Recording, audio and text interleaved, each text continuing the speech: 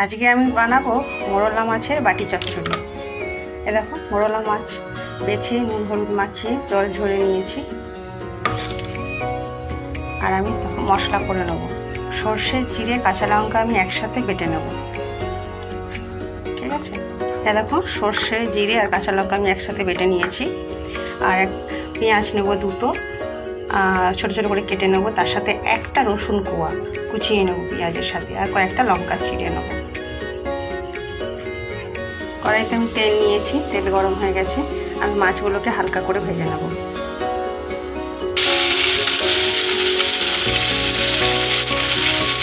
মাছগুলো আমি ভেজে নেব। বাটি চচ্চড়ির জন্য কিন্তু আমি বেশি কড়া করে ভাজবো না, হালকা করে ভাজবো।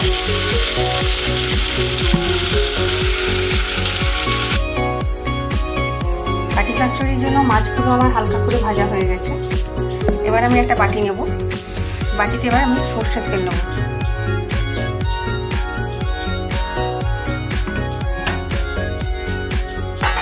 সর্ষের তেল নিয়েছি, পেঁয়াজ কুচিগুলো এর মধ্যে আমি দিয়ে দেবো।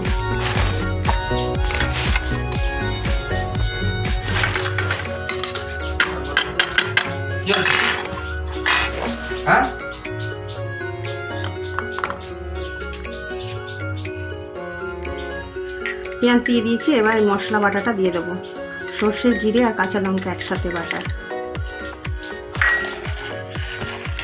এবার এতে আমি দেবো লবণ স্বাদ মতো,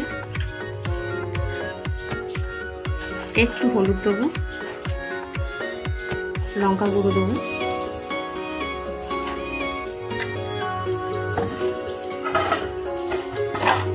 একটুখানি চিনি দেবো। মশলাটাকে নাড়িয়ে নেব আর মশলা বাটার জলটা দেব।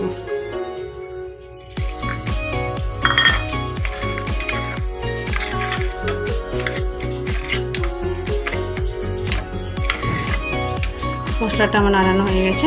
এবার আমি মাছগুলো দিয়ে দেবো।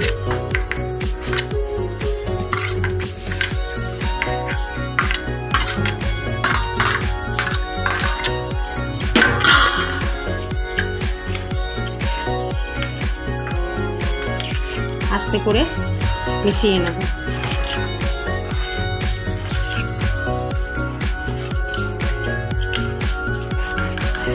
উপর দিয়ে দুটো কাঁচা লঙ্কা দেব আর একটু সামান্য জল, একটু জল দেব। আর হয়ে গেছে। এবার গ্যাসে লো ফ্লেমে গ্যাসে আমি বসিয়ে দেবো ঢাকনা দিয়ে। আর 7 মিনিট বসিয়ে দেব।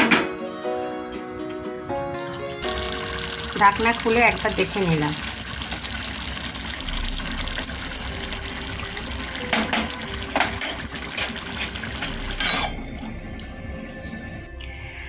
মোরলা মাছের বাটি চচ্চড়ি হয়ে গেছে।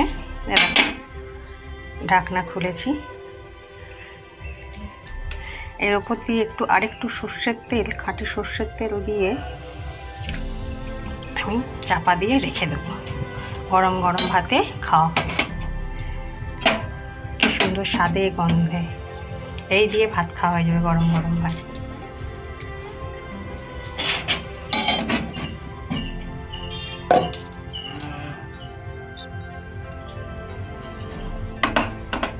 রেডি